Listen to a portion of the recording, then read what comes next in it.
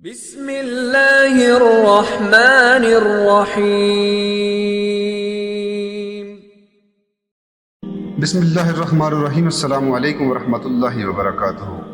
ہر غم اور پریشانی کے لیے بہت ہی آسان وظیفہ جب حضرت ابراہیم علیہ السلام کو لوگوں نے آگ میں ڈالا اور کہا کہ آپ اس آگ سے کیسے بچیں گے، تو اس وقت حضرت ابراہیم علیہ السلام نے جو ذکر کیا ہوگا، جو دعا پڑھی ہوگی، وہ کتنی خاص ہوگی، اور جس کی وجہ سے اللہ تعالیٰ نے ان کی حفاظت فرمائی اور آگ کو ٹھنڈا کر دیا۔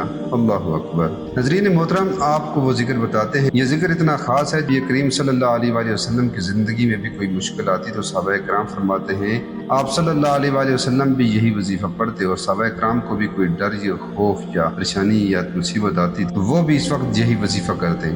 اگر آپ کی زندگی میں بھی کوئی مشکل، کوئی غم، کوئی پریشانی ہے تو آپ بھی سورہ آل عمران کی یہ ایک آیت پڑھ لیں، اس آیت کو یاد کر لیں۔ آپ کی زندگی کے ہزار مسئلے بھی ہوں تو اس ایک آیت سے انشاءاللہ سارے مسئلے حل ہو جائیں گے۔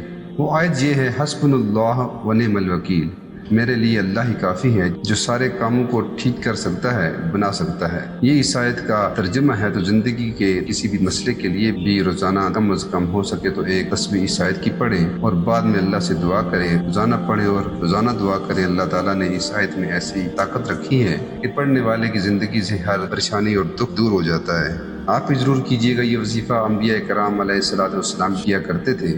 آخر میں ہم مل کر اللہ تعالیٰ کی بارگاہ میں دعا کرتے ہیں کہ اے میرے اللہ، اس آیت کی برکت سے جتنے بندے بھی اس وقت دنیا میں پریشان ہیں، سب کی پریشانیوں کو دور فرما کر سب کے لیے آسانیت پیدا فرما، آمین۔ محترم ناظرین، ویڈیو اگر اچھی لگے تو لائک، شیئر اور چینل کو سبسکرائب ضرور کریں۔ جزاک اللہ خیر۔